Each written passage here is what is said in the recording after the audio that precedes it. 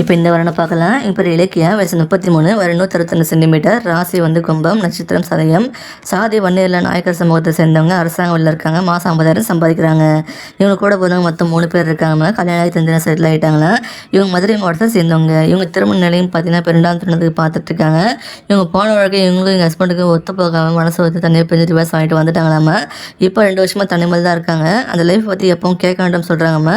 நம்மகிட்டையும் அதை பற்றி எதுவுமே சொல்லலை.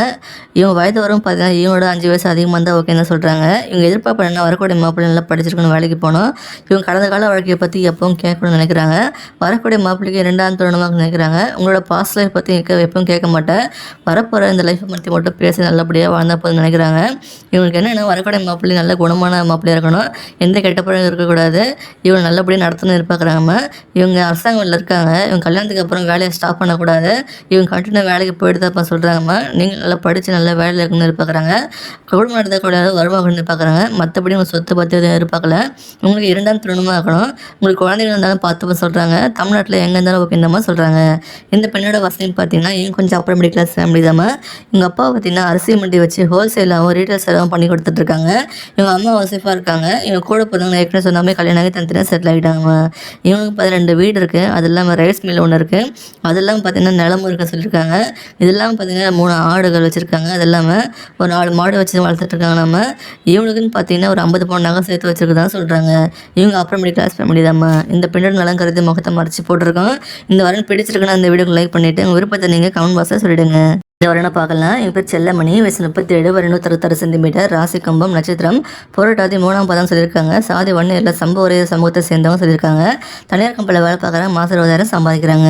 இவங்க கூட போகிற ஒரு அண்ணன் மட்டும் இருக்காங்க, கல்யாணம் ஆகி செட்டில் ஆகிட்டாங்க. இவங்க திருப்பூர் மாவட்டத்தை சேர்ந்தவங்கம்மா. இவங்க திருமண நிலையம் பார்த்தீங்கன்னா இப்போ 2ஆம் திருமணத்துக்கு பார்த்துட்டு இருக்காங்க. இவங்க போன ஹஸ்பண்ட் வந்து நல்லபடியாக இருந்திருக்காரு, உடம்பு சரியில்லாம் பார்த்தீங்கன்னா தவறிட்டாங்களாம், அதாவது இதயத்தில் வந்து பிரச்சனைன்னு சொல்கிறாங்க. இப்போ 4 வருஷமாக தலைமையில் தான் இருக்காங்க. இவங்க பெண் குழந்தை இருக்கிறதான்னு சொல்கிறாங்க. ஒரு ஹாஸ்டல் தங்கி படிச்சிருக்காங்க. இவங்க வயது வரும் பார்த்தீங்கன்னா இவங்களை விட 5 வயசு அதிகபட்சம் இருந்தால் ஓகே இந்த மாதிரி சொல்கிறாங்க.